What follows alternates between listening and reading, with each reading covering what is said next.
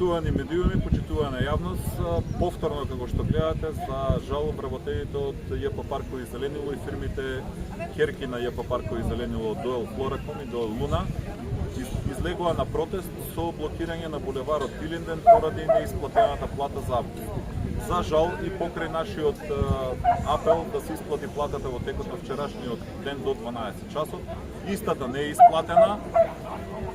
Колку што знаеме, нашите сознанија кои што ги добиваме е дека од страна на град Скопје е префрлена одредена сума на пари. Таа е моментално во Трезор, некаде по нашите информации околу 23 милиони, меѓутоа се уште не достигаат пари за исплата на августовската плата, некаде околу 25 милиони денари.